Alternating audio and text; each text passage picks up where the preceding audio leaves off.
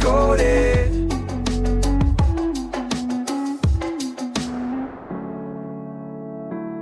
Welcome back to Book Decoded, everybody. Today we're going to be taking a look at Dark Psychology and Manipulation by William Cooper. Oh, yeah, this one's a good one. This book is fascinating. I mean, it's a 7-year exploration of all the sort of subtle ways that people can influence each other. And before anyone listening gets any ideas, this isn't some guide to becoming like an evil mastermind. Right, it's all about awareness. And actually, Cooper starts off the book making this really interesting point, which is that pretty much every interaction we have, even if there aren't any words involved, involves some level of persuasion. Really? Even silence can influence someone's thoughts. So you're telling me just by, not saying something, I'm sending a message? Think about it. You're in a meeting, you're pitching an idea, and the room goes completely silent. Uh-oh. That quiet can be much more intimidating than someone flat out disagreeing with you. Yeah. It makes you second guess everything. Okay. Yeah, I can see that. Yeah. So I guess in a way, we're all constantly influencing each other, whether we realize it or not. That's the first key takeaway. Once you understand that every interaction has this persuasive element, you start to see things differently. It's like you're putting on a new set of glasses Okay. that reveal all these hidden dynamics of communication. How does this connect to manipulation then? Well, recognizing that persuasion is everywhere is the first step in protecting yourself from being manipulated. Okay. Think of it like this. You can't defend against a punch you don't see coming. Right. Knowledge is power. Exactly. Which brings us to, I think, the foundation of so much of this is Robert Cialdini's famous 6 principles of influence. I think there's 7 now. Yes, he added a 7th one later on. Okay. But the original 6 are still kind of the bedrock, and Yeah. Cooper's book does a great job of showing how these principles can be used for good or, unfortunately, for not so good purposes. Right. So let's start with scarcity. We see this everywhere in marketing, limited time offer, only 2 left in stock, and people kind of go a little crazy. I am so guilty of impulse buying things because I'm like, oh no, it's going to run out. Yeah. Why does that work on us? Scarcity plays on our fear of missing out. FOMO. Exactly. Uh-huh. We instinctively place a higher value on things that are rare or about to disappear. Think about it this way. Imagine you have the chance to buy a ticket to see your favorite band, but there are only a few left. Yeah, I'd be hitting that buy now button so fast. Exactly. Yeah. Even if you weren't that interested initially, the idea that you might miss out creates this sense of urgency. So how do we avoid falling for this trap? The key is to pause before you buy. Ask yourself, do I really need this? Would I want it if it wasn't scarce? Separating the emotion from the decision can be really helpful.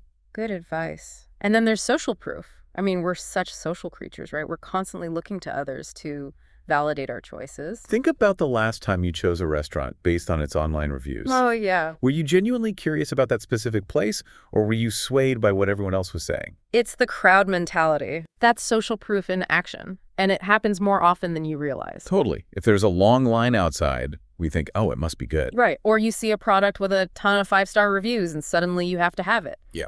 It's a shortcut our brains take. We see others doing something and assume it must be the right choice. But it's important to remember that crowd mentality doesn't always equal quality or correctness. That's a good point. Yeah. Just because everyone's doing something doesn't mean it's the right thing to do. Exactly. So the next time you're making a decision, try to be aware of how social proof might be influencing you. Ask yourself, am I making this choice because I truly want to, or am I just following the crowd? All right. That's a good one to keep in mind. And then, of course, there's liking. This one seems pretty straightforward, right? Mm-hmm. We're more likely to be influenced by people we like. Yes, but it goes deeper than that. I mean, we're not just talking about being friends with someone. Think about salespeople who go out of their way to be friendly, to find common ground with you, maybe even compliment you. They're triggering the liking response to make you more open to their pitch. Oh, yeah, you're so right. I definitely let my guard down when someone seems genuinely nice. And that's why it's so important to be aware of this principle, especially when someone you've just met is trying to sell you something. Separate the person from the product. Would you be as enthusiastic if someone you didn't like was offering the same thing? That's a really good point. It's all about being a conscious consumer. Okay, and then there's authority. We've talked about this a little bit on the show before. Mm-hmm. But I'm still fascinated by how easily we defer to people in positions of power or expertise. Think about how we automatically trust doctors, pilots, people in uniforms. Our brains are wired to accept that someone with a certain title or appearance must know what they're doing. Right. It's like, we don't have time to question every single expert we encounter, so we rely on these cues. But of course, that can be dangerous too. Absolutely. Blindly trusting authority can get us into trouble. The key is to question that authority, especially when it seems unearned. Don't just accept information because it comes from someone with a fancy title or a lot of degrees. Do your own research, critically evaluate what they're saying. Oh, okay. So important, especially in the age of online experts. All right, 2 more of Cialdini's principles to go. Let's talk about commitment and consistency. This one is all about how once we've said or done something, we're more likely to act in line with that initial commitment. It's about maintaining a consistent self-image. Think about those foot-in-the-door techniques salespeople use. They get you to agree to something small, maybe just answering a question, and then use that to build up to a bigger commitment. Oh, like those online quizzes that start with fun questions and then bam, they want your email address or they're trying to sell you something. Exactly. And it's even more powerful when that commitment is public. If we tell our friends we're going to do something, we're much more likely to follow through because we don't want to appear flaky. So the takeaway here is to be mindful of those small agreements we make. Are we genuinely interested, or are we just feeling pressured to be consistent? Precisely. And that brings us to reciprocity. If someone does us a favor, we feel obligated to return the favor, even if it's not of equal value. This one I get. If a friend helps me move, I feel like I owe them big time, even if all they did was like hold a box for 5 minutes. Right, and that sense of obligation can be exploited. Think about those free gift offers you get in the mail. They're not really free. They're hoping to trigger that reciprocity response and make you more likely to buy something from them. It's all about playing on our innate sense of fairness. Exactly. And finally, we've got Cialdini's +1 unity. This one's all about feeling part of a group. Okay. We're more likely to be influenced by people we consider part of our tribe, whether that's family, friends, a fandom, or even a nation. Think about marketing slogans like join the movement or become part of the insert brand name family. Wow, it really is everywhere. They're tapping into our need to belong. It goes even deeper than marketing. Political movements, social groups, even cults, they all foster a strong sense of unity to increase conformity and loyalty. It's a powerful tool for persuasion. Wow. So we've seen how these everyday influence tactics work. But what happens when they're used for more, shall we say, shady purposes? Yeah. That's where we enter the world of dark psychology techniques. Right. Okay, I'm ready to put those mental self-defense skills to the test. Let's dive in. All right, so we've seen how these everyday influence tactics work, but when they're used for more like shady purposes, that's where we get into the world of dark psychology techniques. Okay, yeah, this is where it gets really interesting. Like what, for example? Well, lying is probably the most obvious one. It's the foundation of a lot of manipulation, and it's not always like outright falsehoods. It can be half-truths, conveniently omitting details, spinning stories to fit a certain narrative. It's about learning to spot the inconsistencies, being a little bit of a mental detective. Exactly. You have to develop that critical eye. Another tactic to watch out for is victim playing. Have you ever had a friend who always seems to be in some kind of drama, always needing to be rescued? Oh yeah, I know the type. It can be exhausting. While genuine hardship definitely exists, victim-playing manipulators use their perceived suffering as a way to control others. They make you feel guilty, obligated to help, even if it consistently comes at your own expense. Okay, so that's a major red flag. If someone is always making you feel responsible for their well-being, it's time to reevaluate that relationship. Absolutely. Setting boundaries is crucial. Now, here's a sneaky one that a lot of people fall for, the door-in-the-face technique. Door in the face. That sounds painful. It can be for your wallet. Here's how it works.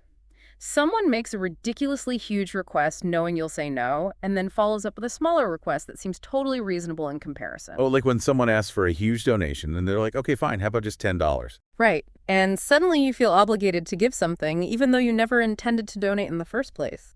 By starting with that outrageous request, they create a false sense of obligation. So sneaky. Yeah. Maybe on the lookout for that one from now on. What else do we need to be aware of? Well, there's linguistic presupposition, which is a bit more subtle. It's all about how manipulators word questions to subtly assume the desired outcome is already happening. Okay, that sounds complicated. Give me an example. Imagine a salesperson saying, after you sign the contract, we'll schedule the delivery. Notice how that phrasing subtly assumes you've already agreed to sign. Wow, you're right. It plants that seed in your mind without you even realizing it. That's pretty powerful. Language is a powerful tool for manipulation, which is why it's so important to pay attention to the way people phrase things. This is giving me a whole new perspective on everyday conversations. That's the goal. Then moving on, Cooper also dives into what he calls dark seduction, And it's not just about romantic relationships. It's about how attractiveness, charm, and charisma can be weaponized to gain power and control over others. So it's not limited to dating. Yeah, This could apply to friendships, work relationships, even family dynamics. exactly. The danger lies in not recognizing it for what it is. Victims of dark seduction often feel special, chosen, lucky even. They don't realize they're being used, whether it's for money status or just an ego boost. So what are some red flags we should be looking out for? Overly kind strangers, rushed intimacy, someone pushing your boundaries, even when you've expressed discomfort, those are all big warning signs. If something feels off, trust your instincts. Okay, I'm getting the chills just thinking about it. Yeah? Let's move on to something a little less intense, like the dark triad of personality traits. Cooper spends a good chunk of the book exploring narcissism, Machiavellianism, and psychopathy. I'm curious, why are these traits grouped together? These three traits, when they're really dominant in a person, can create a perfect storm of toxic behavior, and they often overlap. Now, before you start suspecting every ambitious colleague, remember that these traits exist on a spectrum. Right, we're not trying to diagnose anyone here, but it's fascinating to think about how personality can contribute to manipulative tendencies. So let's break it down, starting with narcissism. We all know people who are a little self-absorbed, but true narcissism goes beyond vanity. They have an inflated sense of self-importance, they crave constant admiration, and they often lack empathy. Think of the classic friend who turns every conversation back to themselves. Oh yeah, I know the type. They can suck all the air out of the room. And in the workplace, this might look like the boss who micromanages, takes credit for others' work, and throws tantrums when they don't get their way. That kind of control freak behavior can be a sign of narcissism in action. Okay, on to Machiavellianism. That sounds super intense. It gets its name from Niccolo Machiavelli, who wrote The Prince, a book about gaining and maintaining political power, often through ruthless means. Machiavellians are all about strategy, cunning, and they see people as pawns in their game. So are we talking evil genius level stuff here? Not necessarily. Some people are just naturally more strategic and calculating than others. But at its extreme, Machiavellianism can lead to backstabbing, sabotage, all in the name of getting ahead. It's about prioritizing personal gain above all else. It makes you wonder, are there people in our lives who are playing this long game? It's definitely something to think about. And lastly, we have psychopathy, which is thankfully the least common of the dark triad traits. But also probably the scariest. When you think psychopath, we often think serial killers, right? That's the extreme end of the spectrum for sure. Psychopathy is characterized by a lack of empathy, remorse, and guilt. They can be incredibly manipulative and charming, but they're also impulsive and often engage in risky behavior. So they might seem charming on the surface, but underneath, they're incapable of forming genuine emotional connections. Exactly. They might mimic emotions to get what they want, but they don't truly feel them. Now, it's important to remember not everyone who exhibits these traits is dangerous, but recognizing these patterns can be crucial for protecting yourself. Right, awareness is key. Yeah. Okay, now let's move on to something even more unsettling, brainwashing. When I think of brainwashing, I picture some kind of sci-fi mind control. Is that what we're talking about here? Not exactly. It's more about the subtle ways our thoughts and beliefs can be influenced over time.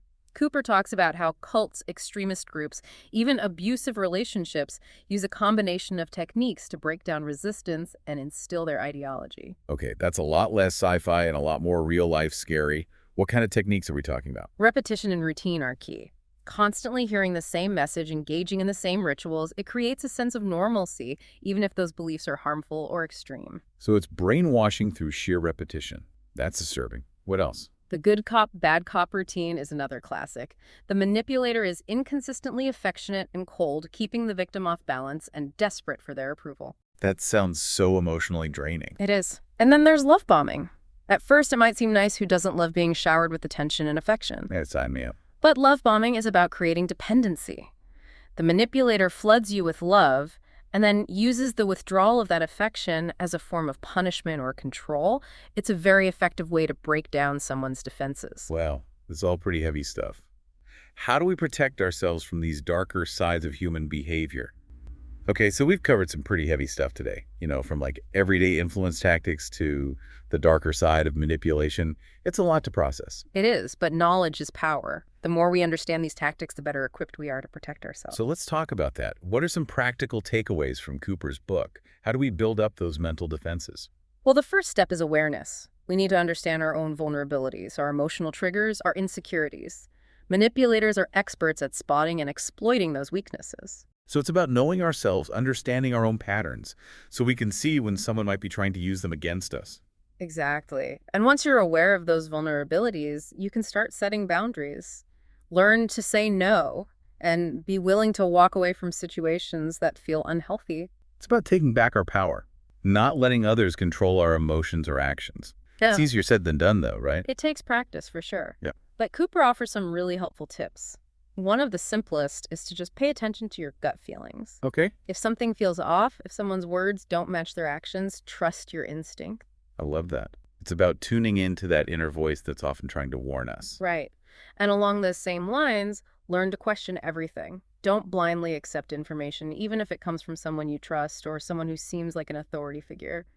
Do your own research, think critically, and be willing to challenge assumptions. So important these days, especially with so much information and misinformation flying around. We can't just passively consume everything we see and hear. Absolutely. We have to be active, discerning thinkers.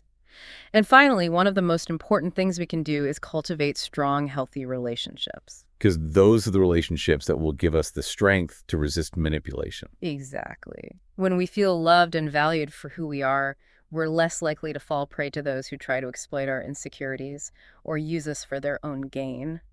This has been such an eye-opening conversation. Dark psychology and manipulation really is a deep dive into the complexities of human behavior. It reminds us that knowledge is power, especially when it comes to protecting ourselves and making conscious choices about who we let into our lives and how we interact with the world. So what's the final takeaway for our listeners today? Cooper's book gives us the tools to analyze everyday interactions.